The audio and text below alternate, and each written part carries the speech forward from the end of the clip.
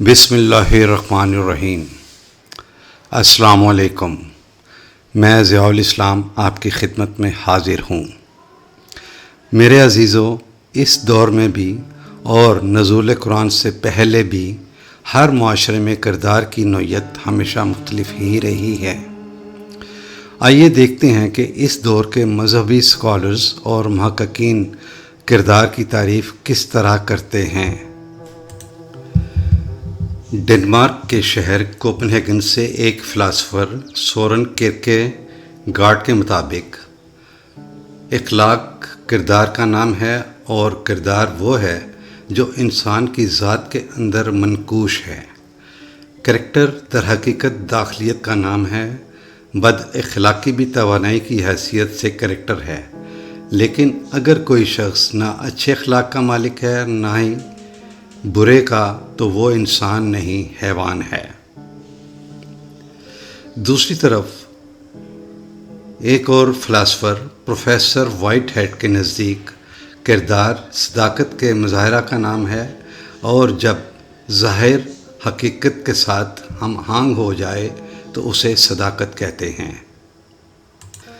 ایک یہودی philosopher Martin Popper کہتا ہے کہ کردار در حقیقت اچھائی اختیار کرنے کا نام ہے۔ اچھائی کے معنی ہے ایسا سفر جس میں ہر قدم منزل مقصود کی طرف اٹھے۔ اور روس کے ایک سیاسی اور مذہبی اسکالر باردیو کے نزدیک اپنے آپ پر قابو رکھنے کا نام کریکٹر ہے۔ آئیے اب اپنے معاشرے میں کردار کی تعریف پر غور کرتے ہیں۔ ہمارے ہاں اکثر ایک محاورہ استعمال کیا جاتا ہے، وہ یہ ہے کہ مال صدقہ جان، جان صدقہ آبرو۔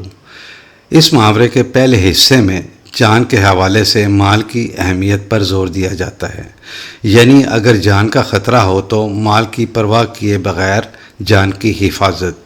لیکن اس کا مطلب یہ نہیں کہ اگر کسی شخص نے جان بچانے کے لیے مال کی پرواہ نہیں کی تو وہ شخص بلند کردار والا ہے۔ اب اسی محاورے کا دوسرا حصہ لیجئے، یعنی جان صدقہ آبرو۔ میرے عزیزو، زندگی کے دوران ایسا موقع بھی آ سکتا ہے جب آپ کی آبرو داؤ پر لگ جاتی ہے، تو ایسے میں کیا کرنا چاہیے؟ اگر کوئی شخص ایسے میں آبرو بچانے کے لیے جان دے دیتا ہے تو معاشرے کے سب لوگ کہیں گے کہ اس نے بلند کردار کا ثبوت دیا ہے۔ لیکن اس کے برعکس اگر کوئی شخص اپنی جان بچا لے اور آبرو کی پرواہ نہ کرے تو سب لوگ اسے پست کردار والا شخص کہیں گے۔ میرے عزیزو، جان بچانے کا جذبہ ہر جاندار میں موجود ہوتا ہے، اور بطور جاندار ہر انسان میں بھی یہ جذبہ جبلی طور پر موجود ہے۔ لہٰذا اگر کوئی شخص کسی طرح بھی اپنی جان بچا لیتا ہے تو یہ اس کے اچھے کردار کا ثبوت نہیں ہے، کیونکہ بطور جاندار اس نے جبلی طور پر اپنی جان بچائی۔ اس کے برعکس آبرو کا تصور صرف اور صرف انسان میں ہی پایا جاتا ہے، جبکہ حیوانی دنیا میں اس کا کوئی تصور نہیں ہے۔ اب آ جائیں کردار کی طرف، جسے ہمارے ہاں اخلاق کے معنوں میں بھی استعمال کیا جاتا ہے۔ کردار کا تعلق شرف انسانیت سے ہے، لہٰذا اگر کوئی شخص کسی بھی صورت میں جان دے کر شرف انسانیت بچا لیتا ہے تو اس کا کردار بہت بلند ہے۔ میرے عزیزو، یہاں شرف انسانیت کو بچانے کا عمل تو اس شخص نے انفرادی طور پر کیا، لیکن اس کا فائدہ اجتماعی طور پر پوری انسانیت کو ہوا۔ لہٰذا کردار کا تعلق انفرادیت کے ساتھ ساتھ اجتماعیت کے ساتھ ہے۔ میں اس سلسلے میں مزید گہرائی میں جانے کے بجائے قرآن پاک کی کچھ آیات کی طرف آتا ہوں کہ قرآن انسانی کردار کے بارے میں کیا حکم دیتا ہے۔ لیکن اس سے پہلے یہ عرض کرنا ضروری سمجھتا ہوں کہ قرآن پاک کے مطابق کردار کی تعریف اور نوعیت دنیا کے تمام معاشروں اور طبقات کے لیے ایک ہی ہے۔ اس میں کسی معاشرے کے حوالے سے کسی قسم کے رد و بدل کی کوئی گنجائش نہیں ہے۔ لہٰذا قرآن پاک کے مطابق کردار کی نوعیت کی حیثیت عالمگیر سطح کی ہے، اور اس میں کسی قسم کی نیشنلزم اور سیکولرزم کی کوئی گنجائش نہیں ہے۔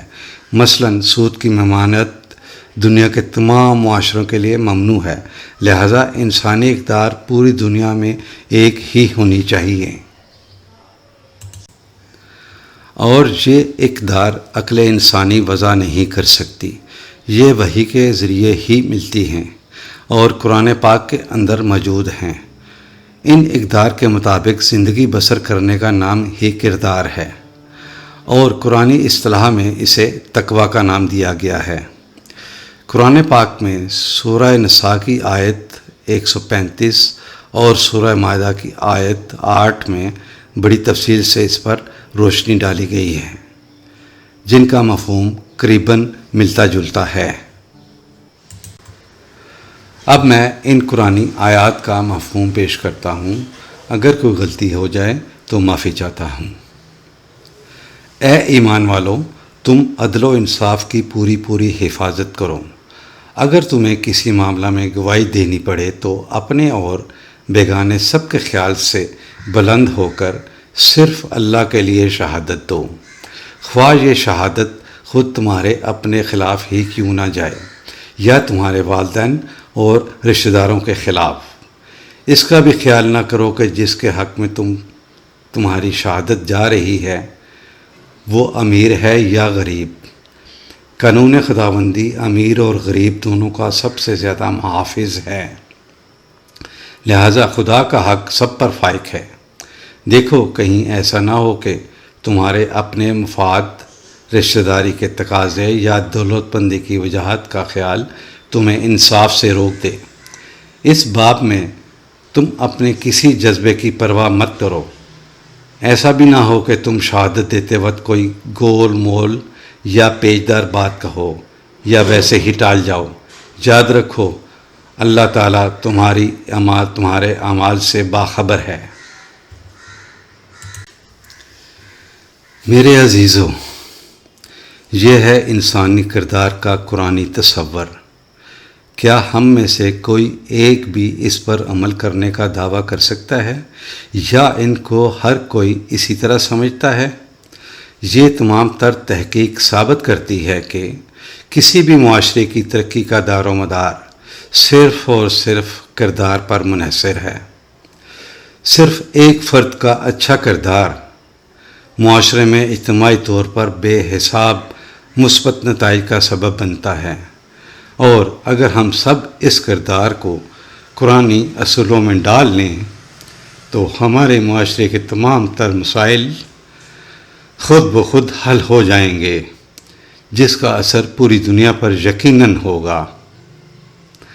اب یہ آپ پر منحصر ہے کہ آپ اس کو کس انداز سے دیکھتے ہیں۔